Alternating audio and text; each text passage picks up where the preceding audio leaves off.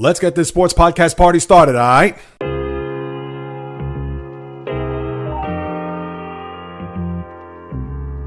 The J-Reels Podcast. What is happening, my good people? Greetings. How are you? How's it going? How's everybody doing out there? What is the latest and greatest?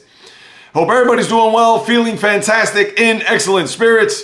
A couple of finals may be on the horizon, but I'm just getting started as I'll detail that and everything else that's happening in the wonderful world of sports, as this is the J-Reels Podcast with your host, J-Reels. For my first timers, welcome aboard. And for those who've been banging with me going back to the very beginning, somewhere in the middle, or even as early as this past Monday, I welcome you guys and gals back. And now we can get to not one, two big stages when it comes to the world of sports as we finally get through the middle of April, all of May, and now as we're into the early part of June, we have not only an NBA Finals to preview and cover, but also a Stanley Cup Final. When does that happen in the same podcast? I don't even know. You have to go back over the last couple of years, considering I've been doing this Thursday podcast going back to April of 2022. So to have a double dose or a double dip of some finals coverage, you know, it has me pumped up and ready to go. And especially with the one that will tip off tonight at TD Bank Garden in Boston. As everybody knows, I'm a huge Celtic fan. I've been waiting for this moment. Another crack at it, considering 2 years ago, a little bit of a younger team, not a lot of a championship presence on that roster. And this go around, you would think that with Drew Holiday being a part of a championship team in 2021 and him going to play a huge role, which I'll get into in a second. But one more time, 2 years ago, they weren't able to seal the deal, up 2-1, going into a game 4, up 4 with 5 minutes to go. I get it's not a huge lead in those waning minutes of that game, but the Celtics were not to be heard from pretty much from that point on as they lose to the Golden State Warriors in their building in a game 6 while I was in Puerto Rico during that time. But now as we get to tonight, and game 1 will tip off. I know you're probably sick of all of the storylines, which I touched on Monday because of the long layoff, considering that it's been a week since the Dallas Mavericks beat the Minnesota Timberwolves, and it feels like it's been 2 months since the Celtics beat the Indiana Pacers and swept them out of their building last Monday. But now let's get to it. A lot of different breakdowns and analysis that we could talk about this series. To me, unlike the Stanley Cup Final, because I think it's a little bit more cut and dry and a lot more simpler when it comes to that. And not because of the matchups there being a little bit different than this one. And of course, it's 2 different sports. But the thing about this series, you have the Mavericks coming in hot.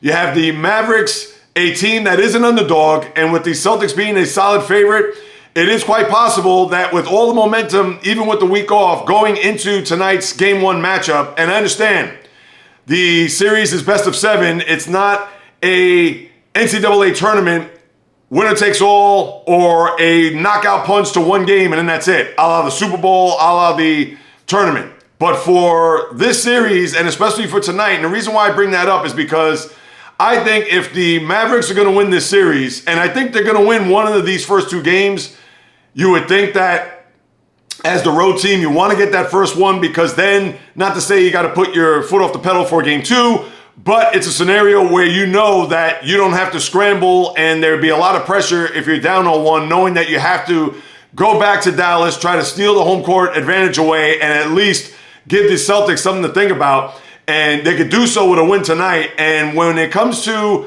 a lot of the analysis here and what I'm looking at, is that momentum. Granted, it's been 7 days since they last played, but I would think that Luka, and you know that he has that assassin's mentality, on top of Kyrie going back to that building. And again, we've seen this movie before. I've talked about this pretty much over the last few podcasts. We've seen him in the scenario postseason as a member of the Brooklyn Nets in 2 series, not 1, 2, where they beat the Celtics, 3 years ago in the opening round in 5. And then last year, the Celtics returned the favor and swept them out of the postseason in that opening round.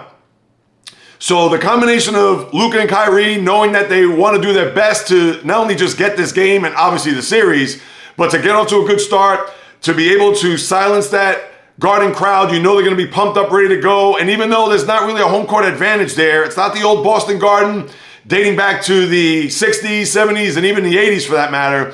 But how I look at it is that I think if the Mavericks are going to get off to a good start in this series, obviously a lot is going to be put on the shoulders of their backcourt, but the role players, you would think that they're going to play a huge part if they're going to steal one of these two games, whether it's defensively, obviously with guys like Derek Lively II, as well as PJ Washington. We could also talk about Daniel Gafford. Those are going to be critical players here, especially in these first two games, because you would think once they get back to Dallas, it's going to be a scenario where usually the role players play better in their friendly confines, in their home arena, and how they do is going to be critical in order for them to get one of these first two games, because you can't just think that Luka and Kyrie are going to combine getting whatever it is, 30 points a game, or let's say they come out with even 70 points between the two of them. Now you have to figure out where the rest of the points are going to come from. It's not as if they have a plethora of scoring options, unlike the Celtics, obviously with their big two. If Kristaps Porzingis is healthy, obviously he's going to be a main contributor offensively. You know he could get three-pointers from Derek White, Al Horford, Drew Holiday can hit a shot or two or post up whomever is going to be, maybe even Kyrie if he's going to defend them. So the Celtics, we know they could get points. Dallas, on the other hand, not to say that they're from hunger, their offense, but their role players are going to be enormous, not only, of course, throughout the whole series, but in particular, I'm talking about these first two games.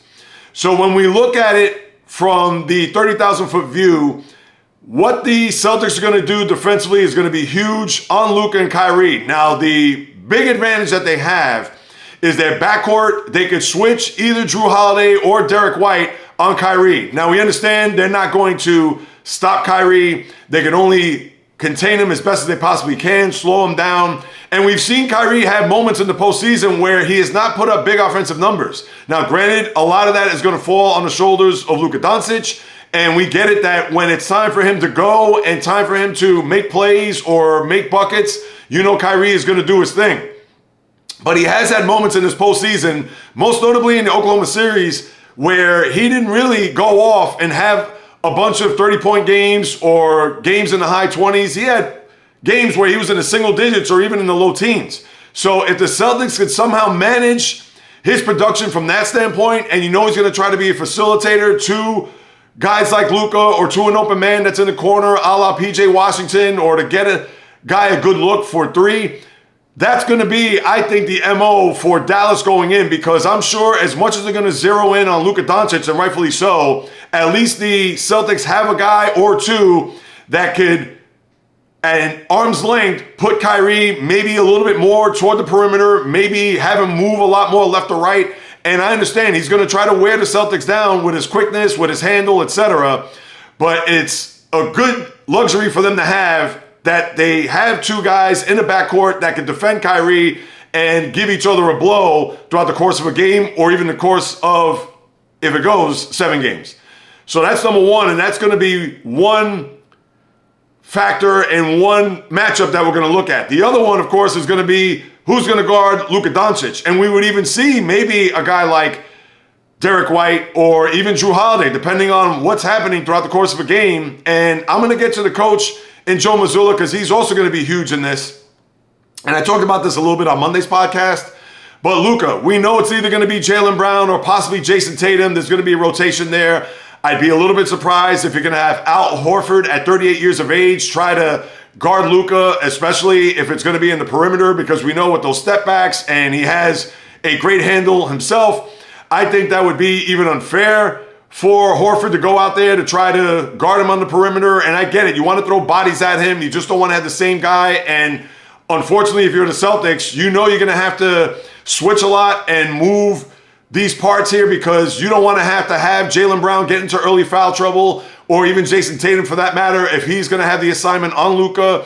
And I get it. They're going to try to do whatever it takes to slow that dynamic backcourt down. But as we all know, they're going to get their points. Luka's going to get his spots. He's going to hit that. He's going to, you know what he's going to do. You've watched Luka here, not just this year, but over the years, as a guy that he's going to want you to get on his hip so he can do whatever it takes, whether it is to push off, whether it is to step back, or even maybe just go around you to try to get to the basket or kick it out to maybe Kyrie, who's going to be on the perimeter.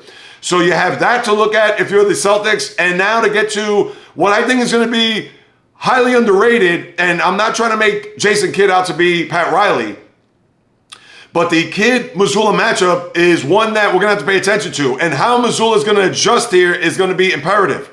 Because if he's going to have, let's say, Jaylen Brown lock on Luka Doncic, whether it's early in the series or even as the series progresses, but if it's going to be a scenario where he's going to get these guys in foul trouble and Jaylen Brown has 2 fouls 4 minutes into the game, is he going to put Jason Tatum and try to get him on top of Luka Doncic, where you know he's going to have to be very conservative when it comes to playing up close or trying to give him a little bit of space, but we all know you can't give Luka a lot of space because he'll try to shoot over you or go around you. And you definitely don't want to have either Jaylen Brown or Jason Tatum in any type of foul trouble early on here. So this is where the matchups could be tricky, because if it's a scenario where one of those two guys get into foul trouble early, are you going to put Derek White on him where he could just shoot over him and maybe you get him in foul trouble, or even Jrue Holiday, same scenario there. You also have the Kyrie scenario also when it comes to defending him. So there's all these different moving parts here for the coach. And you can't just put Al Horford on an island with Luka as well. This is where I'm sure he's been in the lab here over the last 7 days to try to figure out what he's going to do to try to slow Luka down. Now, is it going to be a thing where he's going to try to put all the pressure on Kyrie to the standpoint of where Luka, let him get his points, let him get his shots up, try to wear him down if you possibly can, and then have everything focused on the perimeter where you don't want to have a guy like Derrick Jones Jr. go off, or PJ Washington, the aforementioned guys that we've talked about here. So, and that's just from a Celtic standpoint. I'm not even going from the route of the Mavericks, which I'll get to in a second, but the Kid Missoula matchup and that chess game that's going to take place, and it's going to be as early as tonight. So that is one we're going to have to pay attention to. And obviously when we reconvene on Monday, we'll already have 2 games in the books to analyze and really go into the weeds on how that matchup has unfolded here over the first 2 games in Boston. So that's something to keep in mind. Now, as far as the angle for the Mavericks, it is going to be contingent on Kristaps Porzingis, and I think he's going to be a huge factor. Now, I didn't like his press conference the other day where he was very... I don't know if he was trying to throw Jedi mind tricks toward the media or trying to make people think if he's not really 100%, if he's not going to play. Now, as it is from the reports that he is going to play come tonight, but we don't know if he's going to start. We don't know if he's coming off the bench. We don't know if he's going to play 15 minutes, 20, 25, who knows? That right now seems to be a mystery, but I get it. He doesn't want to tip his hand. He doesn't want to come out and say, yes, guys, I'm starting. As far as the minutes, you got to talk to the coach about that. You didn't hear any of that. It was almost as if you got a lot of smirks, long pauses, really trying to throw the media off and even us fans to think, well, is he really 100%? Now, mind you, he has been rehabbing this for almost 40 days. And I get it. Calf injuries are very tricky. He's a tall man. It's not as if he's a guy that's going to be fleet of foot and a guy that, we get it, he's going to be on the perimeter. He's going to have to run up and down the court, as we know. But thankfully, he's not a guy that's going to make quick cuts to the basket. He's not a guy that's going to fill up the wing and try to fill up the lane with dunks. Of course, he can do that, and tip-ins and alley-oops and things of that nature. But he is going to be a huge factor as to the Celtic offensive game plan and even the Mavericks defensive game plan on how to slow him down, because we all know it's going to be Tatum and Brown centric when it comes to them getting big buckets, especially late in the game if the score is close. So now with Porzingis there, not only just from a defensive standpoint, but also offensively, what he's going to be able to contribute is going to be enormous. And then on top of that, you're going to have the Maverick defense play the perimeter a lot. So you're going to have guys like Derek Lively and Daniel Gafford play away from the basket to where the Celtics get a lot of offensive rebounds. That's also going to be huge too. And I think that the Celtics could win a title without Porzingis, but to me, they need him in any way, shape, form, or fashion. And even if he's going to be a decoy out there for 15 minutes a game, that's going to be better than him sitting on the bench in street clothes. So Porzingis, I don't want to hear it from him unless we see him out there and he pulls the same, I don't want to say stunt, but the same injury that he comes up hobbled and he goes off into the locker room limping. Then you know what? I have to wash my hands and say, okay, he's injured again. Hopefully it's nothing serious, and we may not see him throughout the rest of the series if that happens to come up. But if you're Porzingis, you're in an NBA final, you're going up against your former team, And I get it psychologically. I'm sure you're thinking about all the different scenarios, how I'm going to cut, how I'm going to run, how I'm going to attack the basket, how I'm going to approach my defensive assignment, etc. But you got to throw that out. You got to go in there and play. This is for a chance to get Banner 18 and the brass ring. Don't you want to be a part of history? So that's going to be a huge storyline going into tonight and throughout the rest of the series, whether or not he's going to be 100% healthy. So Porzingis, we'll have to wait and see what's going to happen there come tonight. Now, as far as how the series could shape up, it's interesting because it's easy to make a prediction and think that a certain team is going to win here. Now, with the Mavericks' momentum, I think they're a live dog in the series.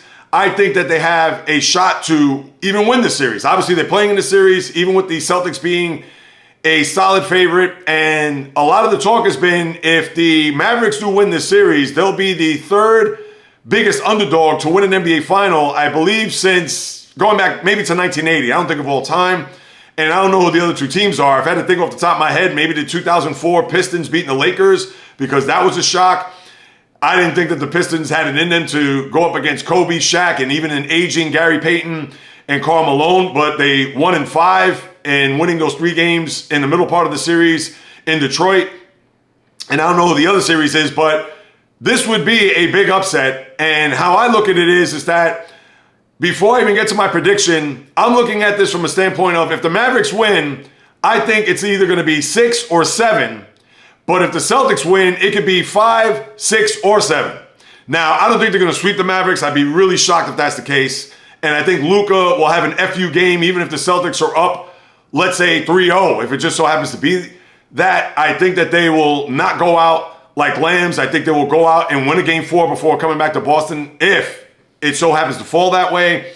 But as much as I try to go about with different angles and just trying to come up with scenarios as to how this series could play out, whether it would be in 5, 6, or 7 for Boston or even 6 or 7 for the Mavericks, my prediction is going to be this. I'm going to pick the Celtics at 6. I could see them splitting the first 2 games here, and I could see the Celtics splitting those 2 games down in Dallas to where they win a game 5 in their building, although that could be dicey, and then winning on the road in game 6. Could I see this going 7 games?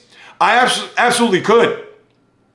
Because I really do think that the Mavericks, now, despite the fact that the Celtics are ranked number 1 offensively and number 2 defensively, well, I got to see that now in this series, especially against a guy who arguably is the best player in the sport, and as we know, is second best when you look at the MVP voting. Well, actually, he was 3rd this year because I believe SGA from OKC was 2nd. But for the Mavericks to get to this point, you know that Luka's relishing this. You know that even Kyrie is, knowing that he has to go back into that building. Who knows if he's going to sage the place up before warm-ups or before shoot-around, things of that nature. But I really think that the Celtics will win in 6. I think that they'll find a way. And from everything that was said between the Pacers series and tonight, a different Celtic team, different makeup. The team 2 years ago is a far cry from what you see this go around. Even Al Horford admitted that during a press conference last week. Jason Tatum has, Jaylen Brown has. And you would think this team is locked in. They know that they're 4 wins away from being another Celtic team to not only win a banner, but they can look at the history of this organization, whether you're dating it back to Cousy and Russell, whether you're dating it back to Russell and Havlicek, whether you're dating it from Havlicek to Cowens, from Bird, Parrish, and McHale, Pierce, Garnett, Ray Allen, and now this could be Tatum and Brown's time to forge their own history here and win a title that they didn't win 2 years ago. But I can see the Mavericks, again, would I be shocked if it goes 7 games? I'll have to say this right out the bat, absolutely. Could it go 7 games? I can see it, because there's still a part of me that does not trust the Celtics. And even though they played well this postseason, and granted that they've had the lesser road that has been bumpy, that has been the road less traveled, to where they've had those grueling, just flat out rock fight, street fight, 6 or 7 game series. They've only played, think about it, they've only played 12 games here, or 14 games here in this postseason.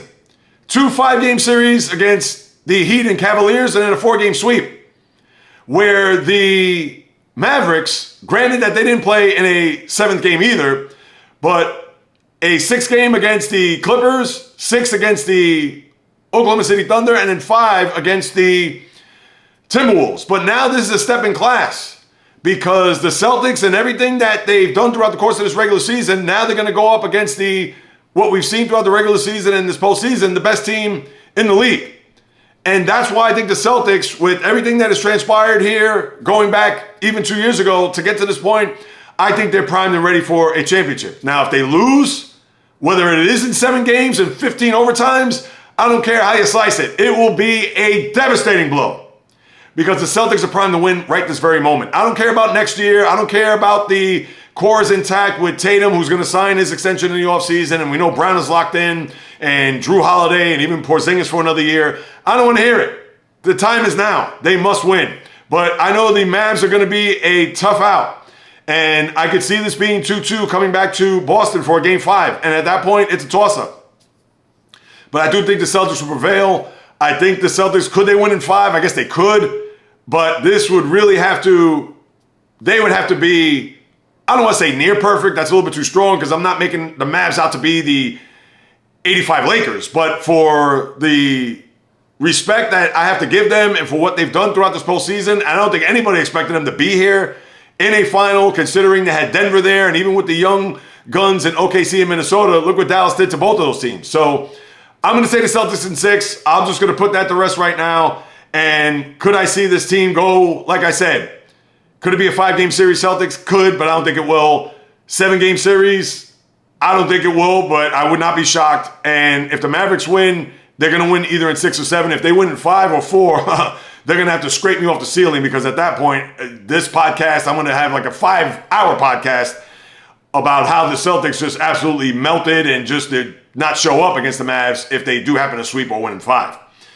So that's what we have there when it comes to the finals. Looking forward to it. Those are pretty much I think the big matchups there, how the Celtics offensively and what the Mavericks are going to do defensively to try to thwart that Celtic offense. And then obviously how the Kyrie-Luka combo, what the Celtics are going to do there. Because other than that, and then the role players, as I mentioned, how they're going to perform in these first 2 games in particular, because you feel that they'll do well at home. That, to me, that's the series. A lot of different angles, we understand.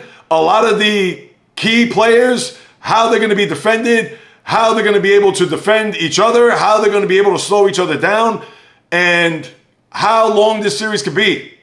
To me, those are the big factors as we unpack this NBA final, which will tip off there as we know tonight. Now, let me get to a couple of news and notes in the NBA. First thing is the news coming out this morning about Danny Hurley, the UConn coach who's won back-to-back national titles there up in Stores, how the Lakers are making a massive push from what we've read on the headline to have him be the next head coach of the Los Angeles Lakers. Now, I don't know how that's come about. When a lot of the talk was JJ Redick, who happens to be LeBron's podcast partner here over the last few weeks or so, he was rumored to get that head coaching job, and now it looks like Danny Hurley is at the forefront of being a guy that could be the Laker head coach. What? Who? Where? When? Why? I'm shocked. Remember when they won the national title just a couple of months ago, and how Hurley, a lot of the rumors surrounding him going to maybe Kentucky with John Calipari exiting stage right to go to Arkansas, and maybe he going there to be a part of the Wildcat tradition, and he nixed that and shut that down and says, why would I leave to go to another college job when I have it perfect here? And next thing you know, I'm sure Jeannie Buss, Rob Pelinka, whoever it may be, picked up the phone to say, hey, what do you think about becoming the next Laker coach? And if it's going to be a massive push, you know there's a Godfather offer intact. And this is, to me, is reminiscent of what the Celtics did many years ago when Doc Rivers left to go to LA to be the coach of the Clippers, and how they called up Brad Stevens to say, how would you like to be coach of the Boston Celtics? And as we know, at that time where Stevens came off of back-to-back championship appearances with Butler before losing to Duke and UConn in those back-to-back years in 2010 and 11, and then became head coach, and now is the executive of the year when it comes to him being in charge of all the basketball operations for the green and white. So to me, this has the same scent of what the Celtics did back then to try to bring Danny Hurley. And I think that's a very wise, shrewd, and smart move on the Laker brass, because they want to have a guy that's going to be a part of this organization for years to come. They don't want it to be a thing where they're going to have a retread or maybe even bring in a new guy like JJ Redick, who I'm sure they respect and obviously admire, but maybe the connection with LeBron is a little bit too strong. And then with LeBron, who knows if he's going to pivot by the end of the month, because he is going to be a free agent with a player option by June 29th. And I would think he's going to go back to LA. To me, that would be news and be a surprise if he did not be a Laker come next year. But we don't know this. And maybe with the inner workings between Redick and LeBron, maybe LeBron has even tipped his hand to say, hey, I'm just going to stay here this year and I'm gone the year after. And maybe Redick's thinking, maybe I want to coach LeBron for more than just 1 year. Obviously, I'm not privy to that, and we don't know that. Those are things that we could just speculate as fans from afar who obviously are reading the tea leaves and following what's going on. But let's see. Is there going to be a scenario where Danny Hurley is just going to have to take this offer because the Lakers are going to throw everything and the kitchen sink towards Hurley, and he's probably going to have to accept it, you would think. And maybe that is a scenario where the Laker fan, I don't know if they're going to be pumped up or geeked up to have a college coach come on to be a part of a program that with the Lakers and all of their glitz and glam and their history, and obviously the players that are on there now, still LeBron, AD's there for the next few years as he re-upped his deal. All fascinating to say the least. So we'll keep my eye on that and see how that unfolds here over the course of the next few days. And then speaking of LA, Ty Lue signed an extension. This goes back to last week. Obviously with them moving into a new building, Kawhi, who knows if Paul George follows suit. But Ty Lue loves being out in LA, loves I'm sure the owner, Steve Ballmer, and knowing that they're going to try to build their own identity in a new arena. Good luck, because obviously you have the Lakers still there and they're not going anywhere. So kudos to Ty Lue. Hopefully he has a healthy team. I like him as a coach. But of course, when you have guys out of the lineup, in and out, left and right, how could you have any continuity or any type of cohesiveness when it comes to building a championship team or even trying to get to a championship? And Lue, he's done his best. He's gone to a conference final, but has certainly fallen short of bringing that franchise's first NBA Finals appearance and, of course, a championship ring to the other team in Los Angeles. So that's what we have there. Let me turn my attention and lace up my skates to get into some NHL, because the Stanley Cup Final will begin on Saturday night.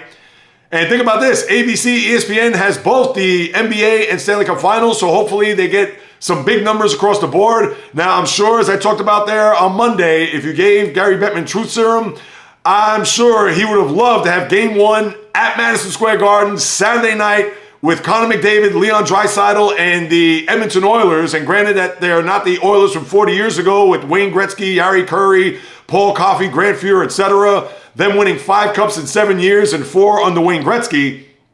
But you do have Connor McDavid, you do have the game's best player and perennial MVP candidate and 2-time MVP back-to-back. I believe he's won 3 overall. But be that as it may, the game is going to be in South Florida. I don't know if Edmonton has arrived. I would think they'll probably arrive by today, meet the media tomorrow, have a pre-skate, etc., as they try to get themselves acclimated to the heat, humidity, and maybe even the ice there in Sunrise in South Florida. But unlike the NBA Finals, where we have scenarios with all the matchups that I talked about defensively and what the Celtics have to do to slow down Luka and Kyrie, and also what the Mavericks are going to have to do to slow down Tatum and Brown, and if Porzingis is going to play, what are they going to do there? Here in this Cup Final, and we could talk about how, what are the Panthers going to do to try to slow down McDavid, Draisaitl, Zach Hyman, Evander Kane, Evan Bouchard, Ryan Nugent-Hopkins. Yeah, it's easy to say that, but think about this. All you got to do is look back to the previous series between the Panthers and Rangers and what they did to suffocate Mika Zibanejad, Chris Kreider, Artemi Panarin. Now, Vincent Trocheck had his game or two in that series, but you saw what they did. And they're going to do the same thing to the Edmonton Oilers. They're going to suffocate them. They're going to implore their defensive scheme onto the Oilers. Now, granted, McDavid is a step above those aforementioned guys on the Rangers. I get it 100%. And even though Alexis Lafreniere had a big series for the Rangers and was able to get past the defense and score some goals there in that conference final, but to me, how I look at it is that the Panthers, they're going to deploy that same tactic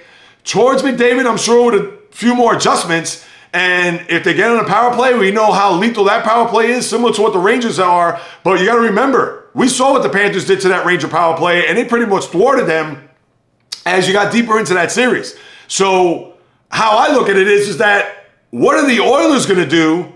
And this, to me, is going to be the huge key to try to slow down the Panthers and try to upset that defensive scheme and try to get open ice and try to get odd man rushes.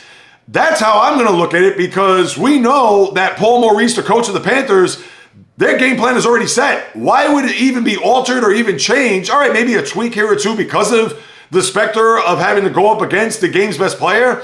But besides that, there isn't anything else, if you ask me, that needs to be done in order to do their best to slow down that high-powered, high-octane Oiler offense. I mean, do you have something else that needs to be added to? If you're Paul Maurice, absolutely not. Why would that change, even if it is Connor McDavid? Because you saw what happened there. I could see if they were playing a team that did not have a big-time power play or did not have a big-time offense or had players that you know that you had to look out for. We know Panarin is a sniper. We know Zibanejad is a sniper-ish type player. Kreider, he's more of a guy that's going to get the garbage in front of the net, but we know how big of a power play opportunist that he is. And Lafreniere, he came into his own. So you know the Rangers obviously have maybe not the star power that the Oilers have, but they certainly have players on their team where you have to look out for and you have to slow down and even stop.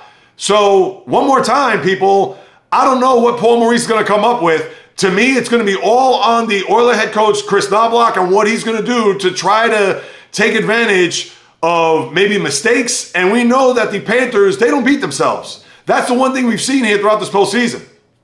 They always try to stay in their lane. They always try to stay with their assignments. They are always about the forecheck. You know the old saying, people, forecheck, backcheck, paycheck. That is the Panthers' philosophy. And yes, they are able to score on the power play as we've seen. They have some big-time offensive weapons, as we know, the Carter Verhaeghes of the world, the Alexander Barkovs. We know about Matthew Tkachuk, Sam Bennett, Sam Reinhart. You know the players. And we can talk about the goaltending. We know Stuart Skinner has played well here, and their defense. And that's the one thing I would worry about if you're the Oilers and what they're going to do to try to, in their own right, slow down the Panthers and their attack, especially as we saw them in what they did with the Rangers. They lived in the Rangers' offensive zone. And could you imagine with the Oilers not being a stout offensive team and knowing that if the Panthers are going to take up that real estate similar to what they did in the Rangers series? I mean, seriously, what? This could be a short series. And I haven't even brought up Matthias Ekholm. I haven't even brought up guys that Matthias Janmark, guys that have made their mark even in the previous series that could be a factor for Edmonton. But again, there is no Kevin Lowe. There is no Lee Fogelin. There is no, well, Paul Coffey, we all know, is an offensive defenseman in his heyday at Edmonton. We know that they don't have those backliners that are going to stay at home and be a rock-solid defense to thwart whatever the Florida Panthers are going to push on the Edmonton Oilers here in the series. And to me, that's the breakdown and analysis of the series. Yes, we can talk about the goaltending. We know Bobrovsky has the edge over Stuart Skinner, and a lot of that's going to be predicated on the Oilers defense. And as I've said throughout the course of this entire postseason, and I'm rooting for Edmonton big time. I got nothing against the Panthers. I just want Connor McDavid to get his ring. To me, although not long in the career at the time when Alexander Ovechkin, when he was in the Stanley Cup there, 6 years ago as a Washington Capital, as we all know. But knowing that he is in the back end of his career, he had been in the league at that point, 13 years, and you wanted to see him raise that cup to finally get that holy grail as an all-time great that he is to win a Stanley Cup. This is the only reason why I'm rooting for Edmonton, is for Connor McDavid to taste the champagne, for him to get that Stanley Cup. And no offense to the Panthers, if they win the cup, I'm going to sleep peacefully at night. And if the Oilers lose in 4, same deal. But just for McDavid and what he means to the game and what he's done for the sport, I want to see him get that brass ring. But I got news for you, people.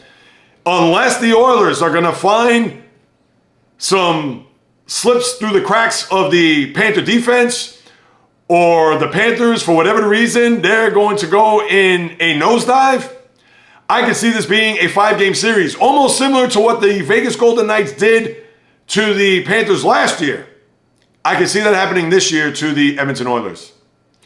And would I be surprised if it goes 7 games? I would absolutely say I'd be more surprised if this series goes 7 games than the Mavericks Celtics. And that's saying a lot because, like I said, I don't trust the Celtics. And I'll be sweating it out if it goes 7 games. Trust me. But I think Florida, they're ready for this. They were in the Cup Final last year, as you know. And with the way they played throughout the course of this postseason, they dominated Tampa. They dominated the Bruins series after Game 2. Or really after Game 1 because they lost 5-1 in Game 1 and then they just steamrolled the rest of the way. Yes, they did lose a Game 5 before winning a Game 6 in Boston. And in the Rangers series, yes, if it wasn't for the 2 overtime goals that they got in Games 2 and 3, the Panthers dominated, winning 3-0. And I get it that the last 3 wins that they got were all 1-goal games, including an overtime game in Game 4. But still, they were the better team throughout the course of that series. And I could see that being the same formula here. Now, I'm hoping that it does go at least 6. I think it could go 6 because, again, which Edmonton Oilers team is going to show up here? And if they have any chance of winning the series, and I think that I don't know if they're a huge underdog, but if they're going to win the series, win Game 1. Because I could see if the Panthers win Game 1, and let's say they win a 5-1 type game, they're going to win Game 2. And I wouldn't be shocked if Edmonton didn't win game number 2 because we've seen them win these games throughout the course of the postseason, which surprised you. But I think Florida is that much better than any of the teams that they're going to face, even the Stars for that matter. And look what they did to the Stars. And I thought a Florida-Dallas Star, those 2 teams, I think, mirror one another. But now, although they faced the Star team, and we saw what we did to them, I get it. But I just think Florida, they're just in tune. They're just in sync. And I think this would be a mild upset. Maybe it's a little bit strong. Maybe it would be a solid upset. It wouldn't be a major upset, but I'm looking at it here as the Panthers winning 5. I can see it going 6, but I'm going to root hard for Edmonton. And that's what I have there with the NHL. And no other news and notes there. Let me just see before I move on to baseball how I look at it here. Yeah, you do have a coaching. As a matter of fact, when I look at it here, Dan Bilesma, the former Penguin coach who won a Stanley Cup there in 2009, went to back-to-back Cups. And in fact, if Paul Maurice wins, he'll be the first coach since Dan Bilesma to lose a cup and then win the next year. So Bilesma, he is now your next coach of the Seattle Kraken. And the Kraken, they let go of their coach, as we saw there. Was it Dave Haxtell? And maybe a little bit too soon, a little bit too premature, considering they made the playoffs last year, went to a conference semi. But for Bilesma, they bring in some experience. A guy who's won a cup. Let's see what he does there in the Pacific Northwest starting next year.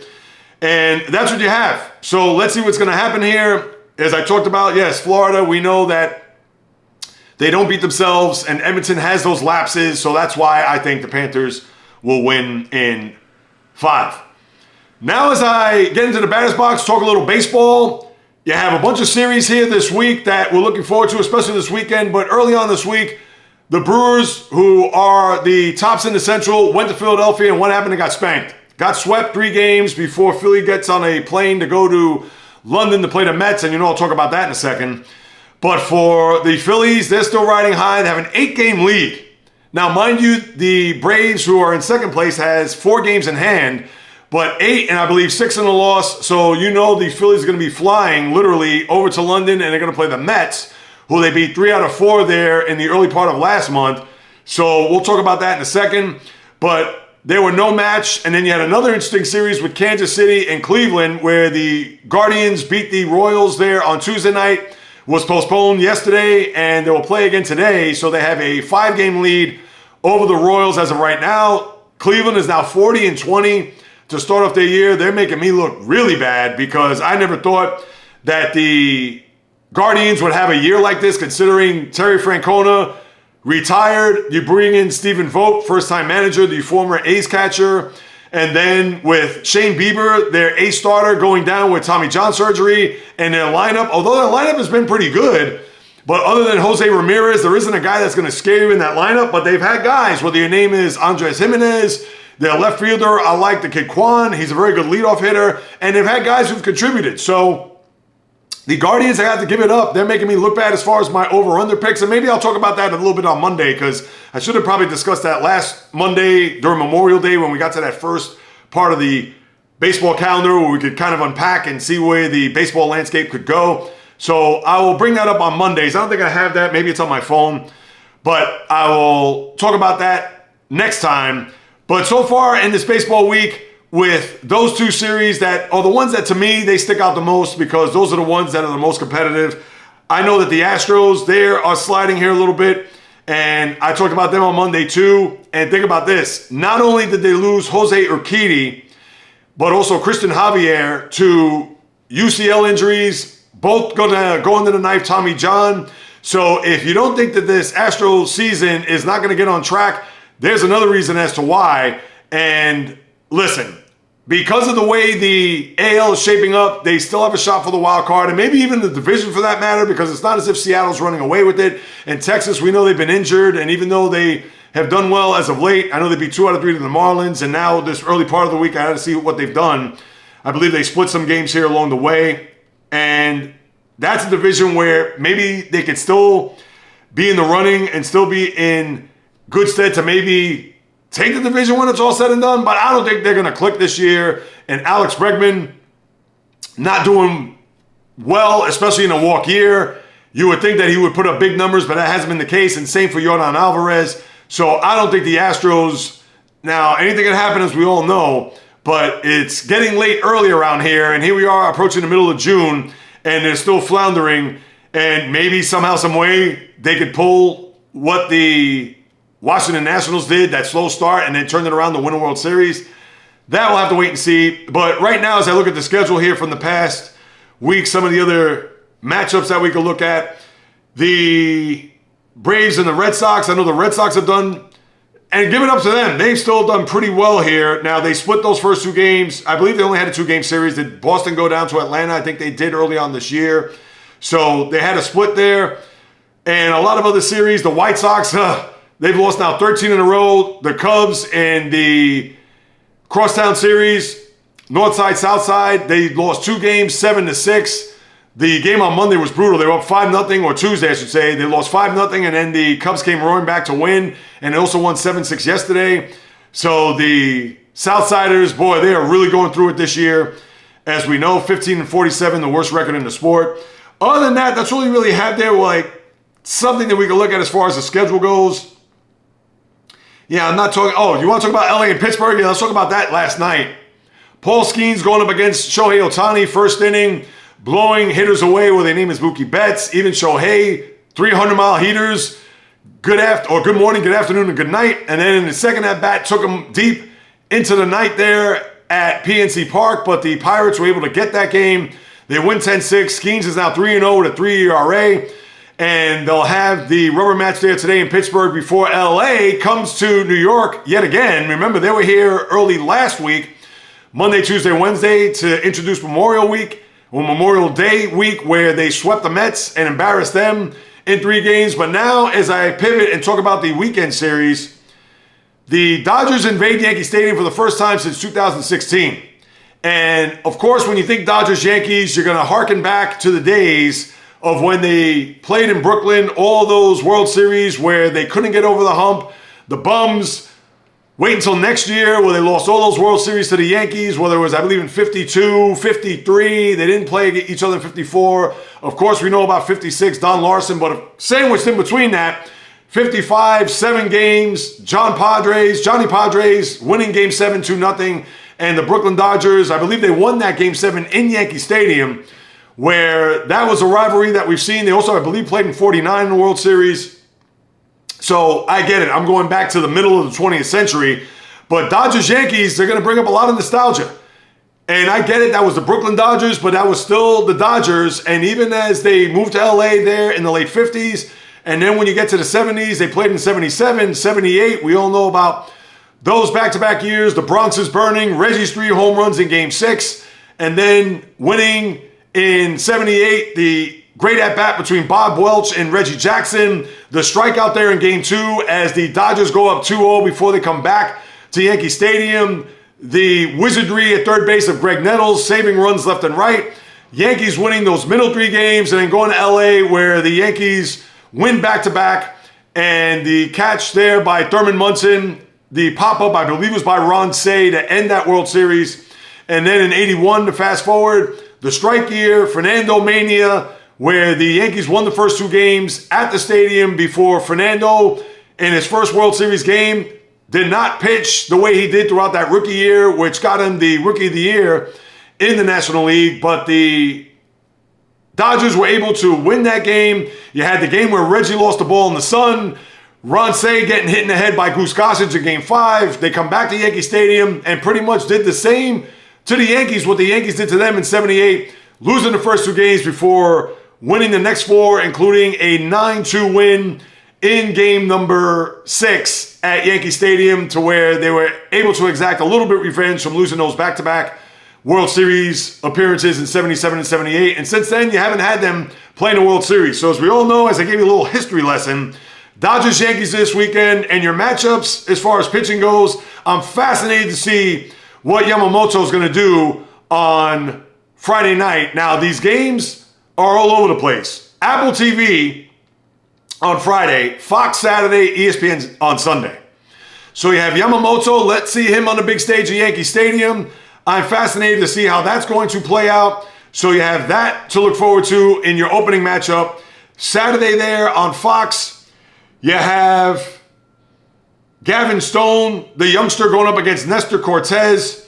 And then you have Tyler Glasnow, who's pitched very well and knows his way around these parts, considering he was in the AL East as a member of the Rays, as we all know, leading up until last year before he signed with LA. And he's going to go up against another young stud and Luis Hill. So interesting pitching matchups. I'm looking forward to it. I think this series means more to the Dodgers than the Yankees, but I think the Yankees don't want to get embarrassed here. I mean, not that they're going to get swept, or I would think these games will be close, but considering the way the Yankees have played this year, and I'm sure this is going to be a bit of a litmus test for them, considering that they've beaten up on the Dregs, the Padres, the Angels, the Giants, and don't even give me the Twins, people, because I get it that the Twins have a winning record, but the Yankees beat the Twins again last night. They're 5-0 against them. They'll have a game there tonight, which they're going to pretty much put the cherry on top and sweep them, and they've dominated the Twins over the last 20-some-odd years, so they don't even count in my eyes. But Dodgers-Yankees, I'm looking forward to it. I'm going to stay attuned to what's going to happen there. So let's see come Monday, as I'll analyze how that series will go between the 2 behemoths in the sport. And then you have the Mets playing the Phillies in the London series, which I'm not crazy about. I could get the Korea at the start of the year where the Dodgers and the Padres start off the year. We've seen that in the past. All right, if you're going to do that, fine. Obviously, they're not going to have a Japan series or a Korean series in the middle of the year. It's way too far. And you can say, well, Jay Reels, come on, London series? It's not as if that's a 2-hour flight. I get it, but that's a lot more manageable. 2 teams going from the East Coast flying to London, which is about, what, a 6-hour flight? And you know they're flying first class, so it's not a thing where they got to transfer or take a connecting flight somewhere else. They're flying in luxury, but even still, 6-hour flight, a lot better than a 14 or 15-hour flight. And you can't do that in the middle of the season, so that's the reason why you can't have these games. But I understand they want to expand the brand. They want it to be global. To me, it makes more sense to have those games overseas or even have it in the Caribbean. As we saw, now that's not in the Caribbean, where you had the series between Colorado and Houston and Mexico. Why not have a series in Puerto Rico? Why not have a series in the Dominican Republic? I get it. You're not going to go to Venezuela. All right, fine. Security. Obviously, Venezuela, different beast altogether. But I could see them playing in those parts.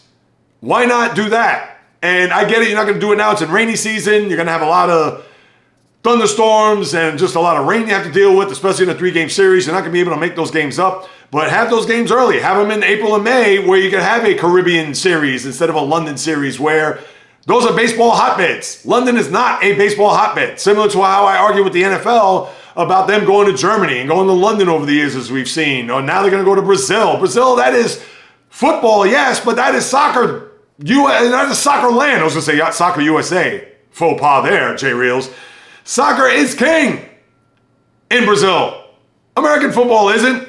I get it. Global, expand, etc. But I digress. But you're going to have those 2 games there. Let's see what's going to happen between the Mets, as they'll be the home team in the first game, Ranger Suarez against Sean Manaea. And then with the Phillies being the home team for the Sunday game, that's going to be 10 a.m. on ESPN.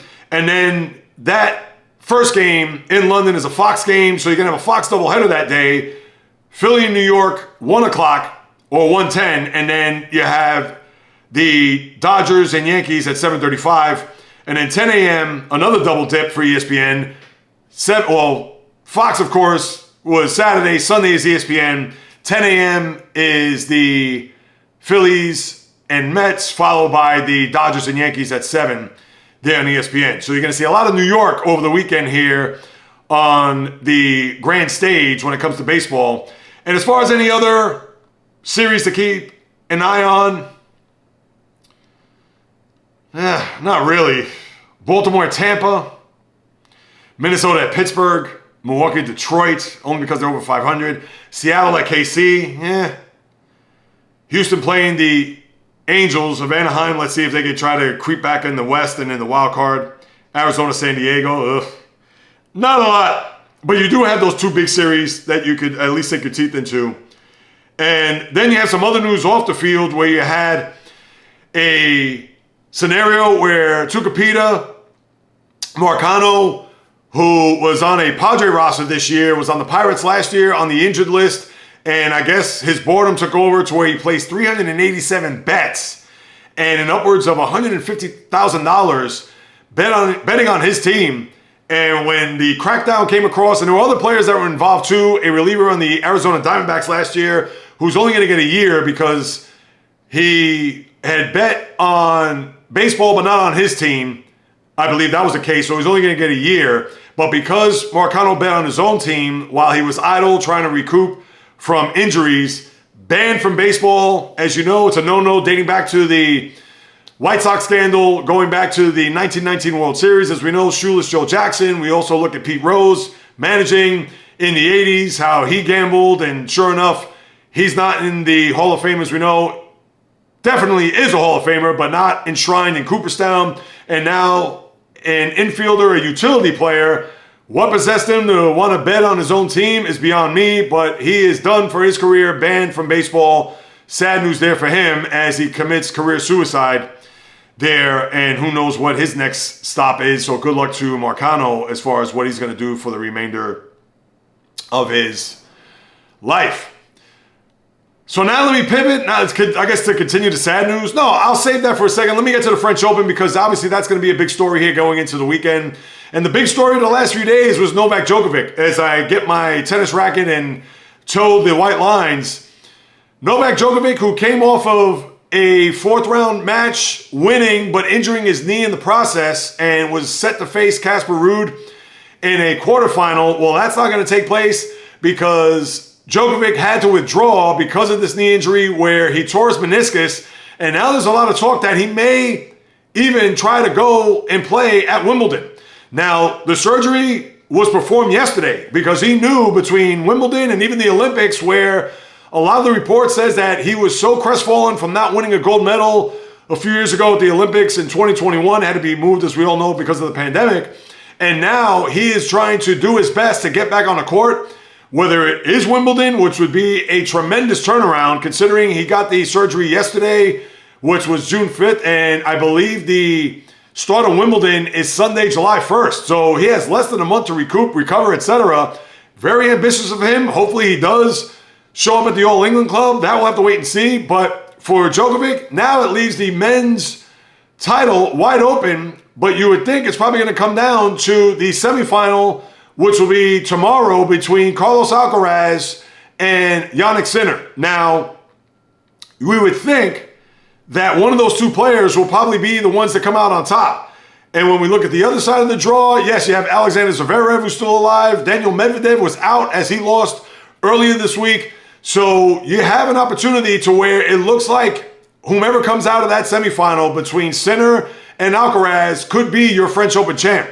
So just keep that in mind as we get into the weekend. So let's see Zverev, if he's going to have some magic in his tennis racket to see if he can upstage either Sinner or Alcaraz as we head into the weekend. But that is going to be the big match, and that will be the first match between Sinner and Alcaraz heading into the weekend. So everybody's going to be on alert, especially the tennis fan. So we'll keep that in mind. And then similar on the women's side, and you had a couple of big heavyweights go out, whether your name is Arina Sabalenka and even Elena Rybakina. Both of them have been ousted. And now you would think that the winner today, which should be going on right now, let me take a quick look at that. The winner of Iga Swiatek and Coco Gauff looks like they're going to be the heavy favorite to win the women's side there at the French. And Swiatek, as you know, has won back-to-back in 3 of the last 4, and she's been dominant on the surface. So you would think, even with Coco Gauff being a stout opponent, let's see. As a matter of fact, it's already in the books.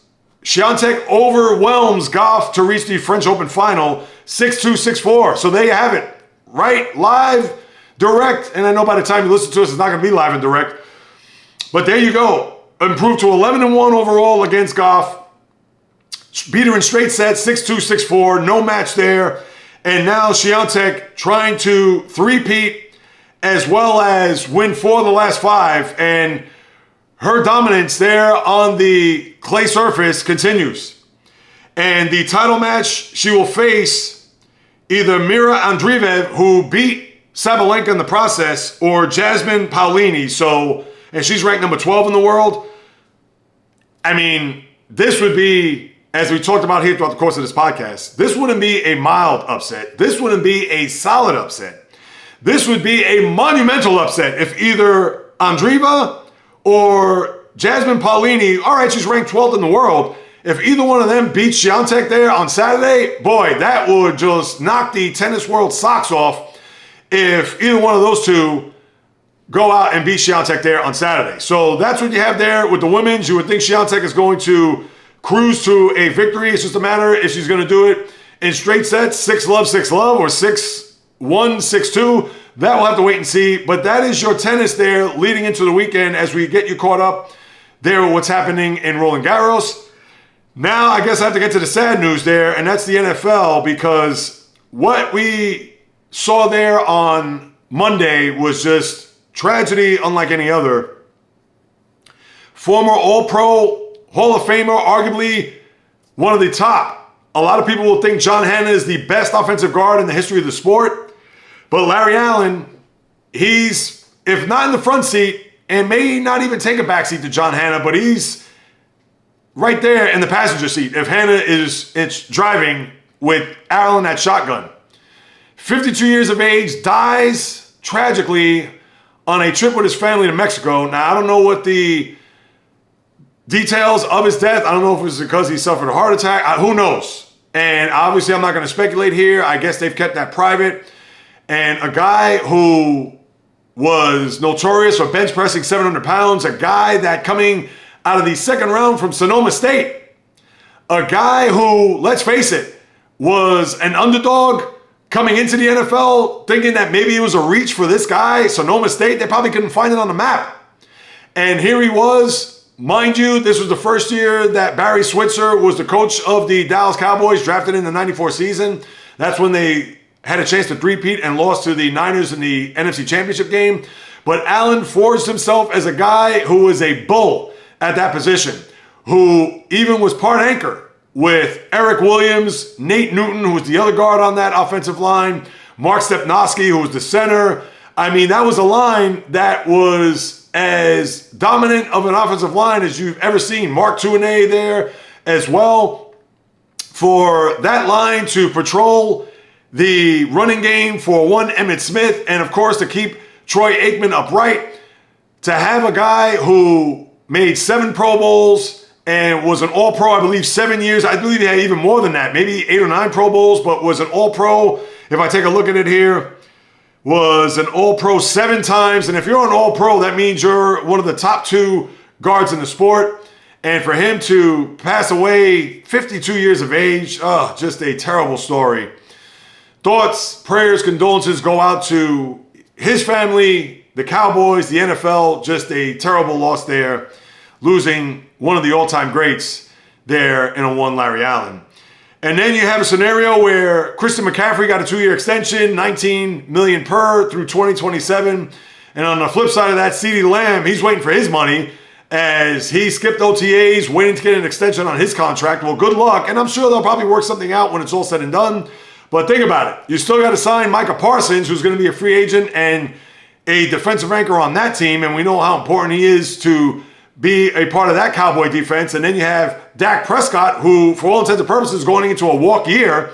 And Prescott, do you want to pay him $55-60 million for only 2 playoff wins up until this point? And Dak, we know his back of the football card, more so in the postseason than the regular season. Are they going to be willing to put forth a king's ransom to keep him there under center after this year? And then CeeDee Lamb, what's going to happen with him?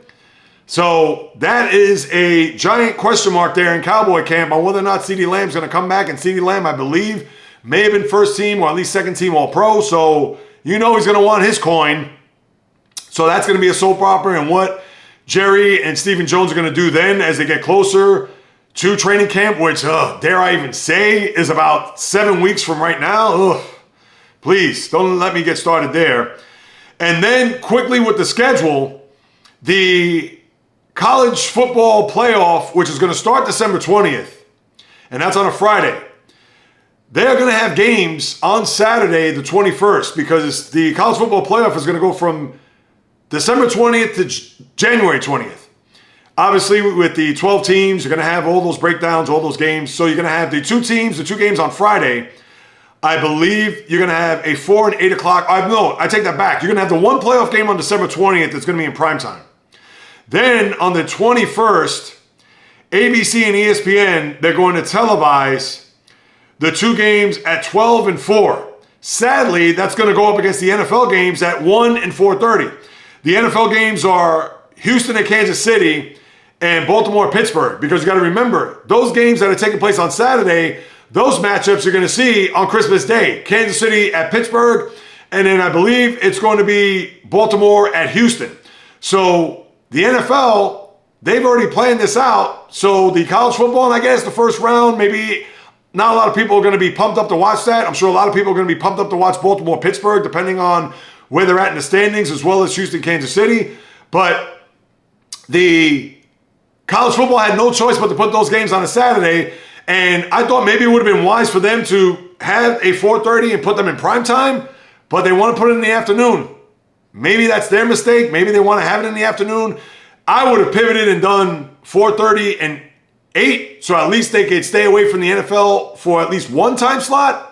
But college football is going to do what they do, and maybe because they felt it was early on, they weren't going to really sweat it that much. It's not as if you're going to have, let's just say for argument's sake, if you had the top 4 teams in college football this year, it's not as if you're going to have Michigan play in that game, or you're going to have, let's say, a Florida State, now they didn't make it in the top 4, or Alabama, they're not going to play in that opening weekend, at least you don't think.